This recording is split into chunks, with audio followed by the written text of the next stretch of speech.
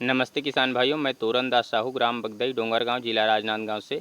आइए मैं आप सबको वेस्ट डिकम्पोजर के उपयोग करने से क्या क्या फ़ायदे होते हैं उसके बारे में बता रहा हूं। वेस्ट डिकम्पोजर के उपयोग से सबसे पहले हम बीज उपचारित कर सकते हैं, और वेस्ट डिकम्पोजर के घोल में उपचारित करने से अंकुरन की पद्धति जो है बहुत अच्छा होता है। किसी भी प्रकार के रोग फंगस नहीं लगते हैं बीजों में। नर्सरी डालने के पश्चात हम कीटनाशक के रूप में भी इसे स्प्रे कर सकते हैं। रोपाई से पहले खेत जब अंतिम जुताई हो तो उसमें हम वेस्ट डिकम्पोजर का घोल बनाकर बहा दें पानी के साथ, और बहाने से मिट्टी में नाइट्रोजन, फास्फोरस, पोटेशियम, ये सभी प्रकार के पोषक तत्व जो हैं मिट्टी में पैदा हो जाते हैं।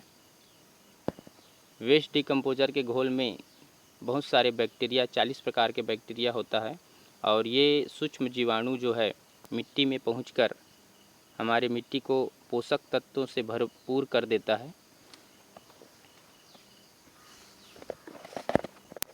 रोपाई के पश्चात वेस्ट डिकम्पोजर का घोल बहाने से खरपतवार जो है उगते नहीं हैं, या छोटे मोटे जो खरपतवार होते हैं वो गल जाते हैं इससे। वेस्ट डिकम्पोजर के उपयोग से कच्चे गोबर को हम बहुत ही जल्दी 20 से 25 दिनों में कंपोस्ट खाद तैयार कर सकते हैं और अपने खेतों में डाल सकते हैं।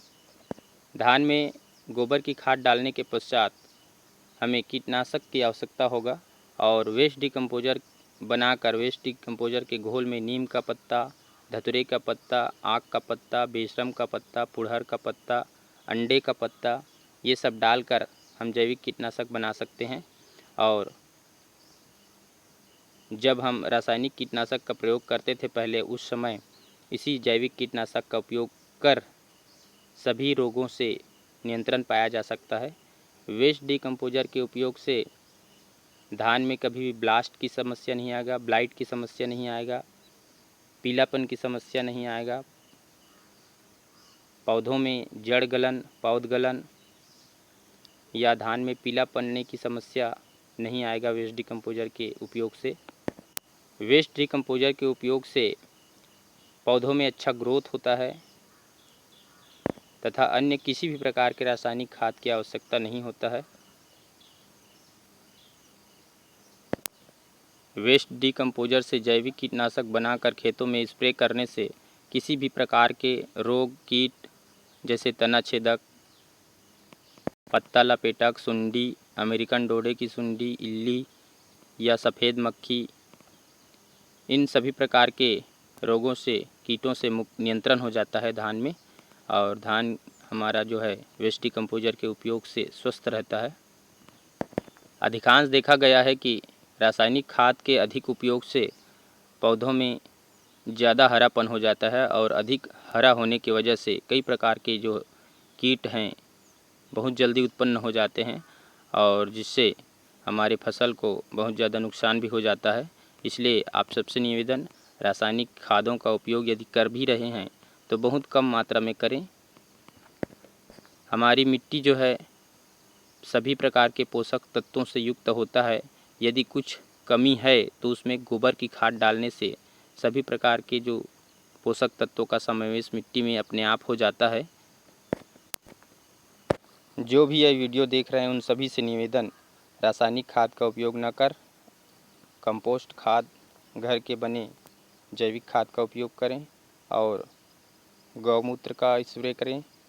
गौमूत्र से कीटनाशक बनाकर स्प्रे करें, या वेस्ट डिकम्पोजर से जैविक कीटनाशक बनाकर स्प्रे करें।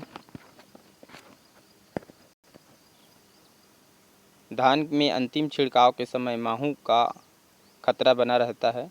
जब धान की बालियां पकने की अवस्था में होता है तो माहू का खतरा दिखाई देता है, तो उसके लिए हम वेस्ट डिकम्पोजर के घोल में कनेर का पत्ता, लाल कनेर का पत्ता एवं नीम के पत्तों का अर्क बनाकर डालें, तो उससे माहू का खतरा जो है नहीं रहता।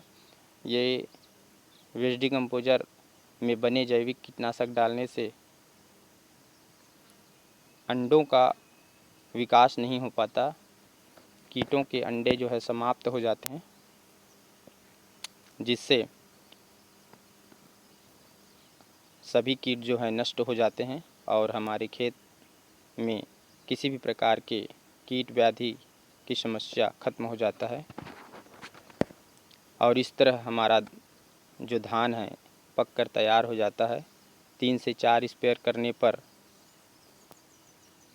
हमारा धान जो है पूर्णतः पक कर काटने योग्य हो जाता है और हमें किसी भी प्रकार के रासायनिक कीटनाशक की आवश्यकता नहीं पड़ेगा। अब तक मेरा धान जो है 3 महीने का हो चुका है, 90 दिनों का। रोपाई के पश्चात अभी 90 दिन का हो चुका है सभी धान जो है, और उन सभी धानों में मैं 3 स्प्रे किया हूँ।